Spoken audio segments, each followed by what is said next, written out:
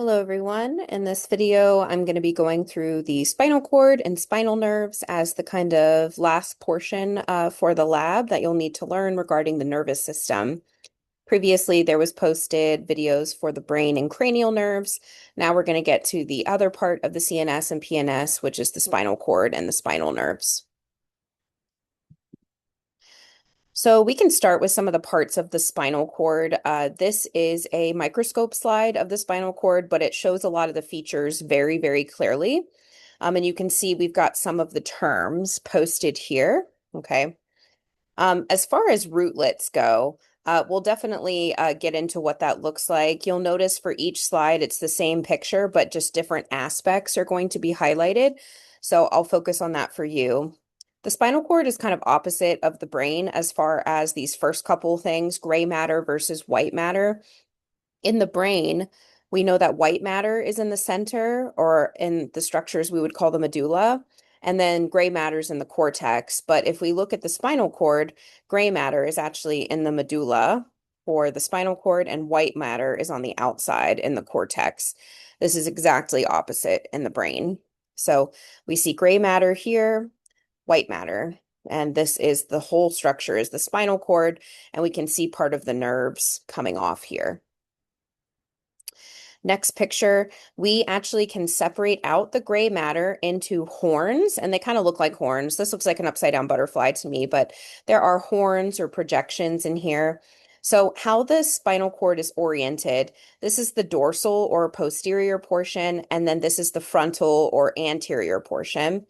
And so what we have here are the dorsal horns on the back. We have, and it's a little harder to see here, lateral horns kind of towards the front, but not quite in the front. And then the front part projecting here is the ventral horns.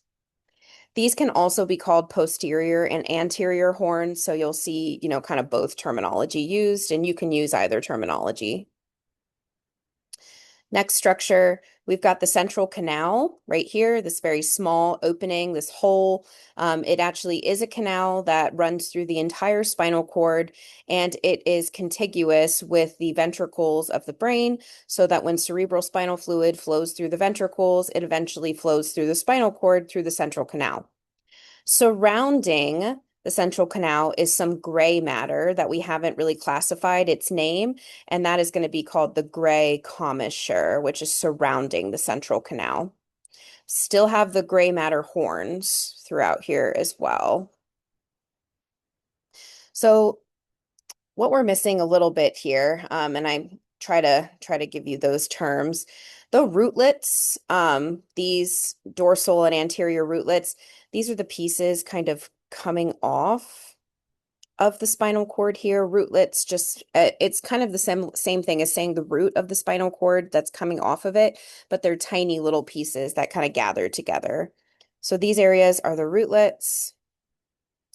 And then eventually they kind of converge together into your spinal nerves. And we do have a cluster of neuron cell bodies here as part of the PNS.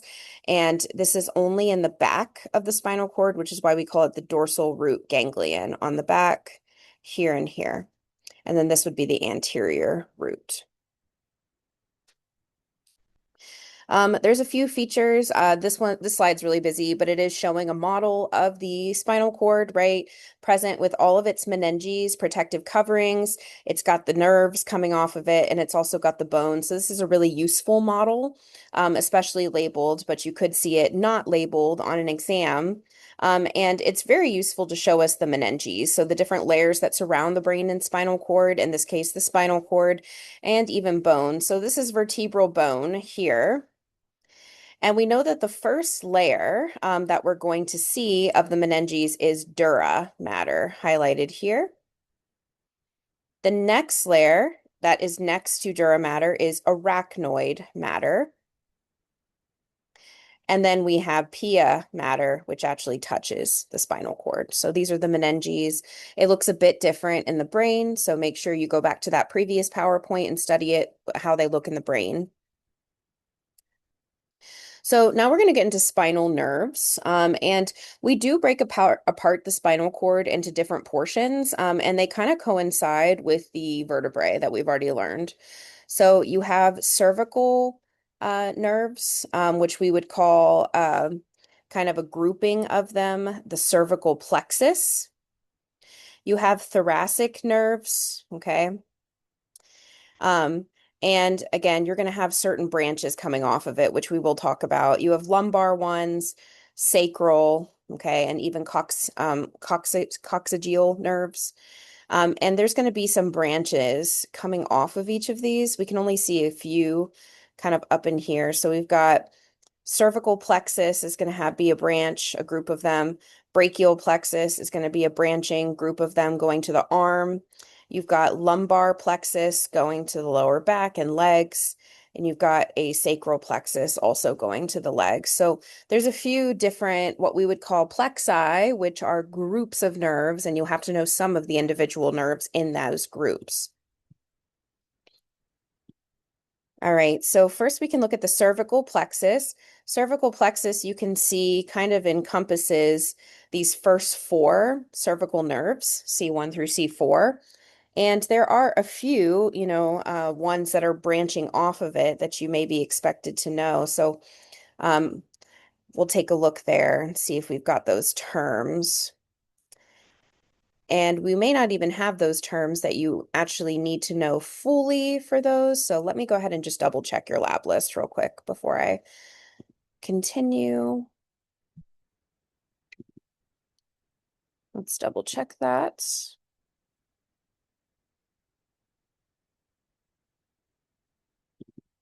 All right, let's look at this lab list. Yep, so it looks like you are learning the plexuses and you have a few nerves that you need to know. But as far as the cervical plexus goes, you just need to be able to recognize it in the cervical region. So this is a few examples of the cervical plexus, right? That's in the models, aside from just a picture like this previous one here. Again, knowing the location that it's in the cervical region of the neck. When we look at the models and we want to look at maybe the brachial plexus, which you can see here and here, branching down to the arms, because brachial means arms, you do need to know a couple of the nerves there. And it looks like we're just having you learn the radial and ulnar nerves, which should be fairly easy if you know where the radius and the ulna are. So let's continue with that. Okay, so here's our brachial plexus branching from the cervical area still, okay? And then we have a few nerves that kind of come off of here. So we can see that we have the radial nerve and the ulnar nerve. And these are pretty high up where they start, but you can follow them down the arm to where they end, and that will be easier for you to find them. So for the radial nerve, we know that it's going to follow down the forearm to the thumb. And for the ulnar nerve, it's going to follow down the forearm to the ulna, the pinky side. So we can kind of see that here. So they do start with their branching up in here, okay? But if you follow it down, and we're going to follow to the pinky here, we can see that we have the ulnar nerve.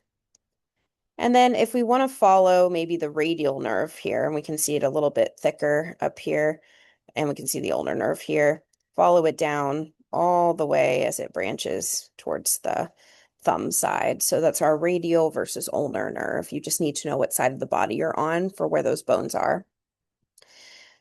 And again, it's much more simplistic in a model, radial nerve, ulnar nerve. All right, for the lumbar plexus, I'm going to double check your list. You need to know the femoral nerve that is coming from the lumbar plexus. Okay, so lumbar plexus is coming from that lumbar region with those lumbar nerves, L1 through L5. Okay, and one of the big ones that's going to be coming off of these branches is the femoral nerve. Femoral referring to the femur, okay, where it's going to end up going. Let's look at some more pictures with that. So if we follow this femoral nerve, okay, right down the femur, we can see that it's going to branch into a few others, but you don't have to know them for this class. So we've just got this really thick femoral nerve here. And if we want to kind of see it additionally inside the body. Okay, we've got it kind of coming out here. And you want to recognize that it's coming from this upper lumbar area because you do have some other thick nerves in this model, but the femoral nerve is coming from the lumbar plexus. Okay, so we want to follow it all the way from that plexus. Okay, so that we can recognize what nerve it is. All right, if we move to the sacral plexus, you have a few nerves coming from there as well. Sacral plexus is lower down, right, coming out of the sacrum. And you'll need to know sciatic nerve, common fibular, and tibial nerve. And these are branches, these two, the fibular and the tibial, they're branches from the sciatic nerve. So they'll all be connected in there. You can kind of see here, we've got this really thick sciatic nerve. And then there's the fibular side, which would be lateral because the fibula is lateral, and the tibial side, which would be more medial because the tibia is medial in the body. So we can look at that in a few different views. So we've got the sciatic nerve kind of coming down through here, okay, not to be mistaken for the femoral nerve that also kind of goes in this area. And then we see eventually it branches out down here into the common fibular and the tibial nerve, and they do associate with the bones that they're named after. Looking in the model here, right, if this is our fibular nerve, because we know it's coming from lumbar plexus, sciatic nerve comes from the sacral plexus, and it's going to be this big guy here. And then as we work our way down in the legs, we get those two branches for common fibular and tibial, which we can see right over here, right? So we've got the tibial, and the common fibular on this model is a little bit misleading because it'll kind of branch around the back and then eventually branch into some of these deeper nerves. For last structures here, yep, you just have cauda equina. So kind of at the end where you have all of these different groupings of nerves coming off of the spinal cord, there is a group of them, these nerve fibers that kind of make what we see at the bottom is like a horse's tail. Okay, it's a kind of a group of them here where you see a bunch of these nerve fibers. And this is called cauda equina, which literally means horse tail. So that's what it looks like kind of at the lower posterior end of the spinal cord. And that is it. Feel free to let me know if you have any questions or if some of the structures are confusing, and I'll be happy to help. Thanks.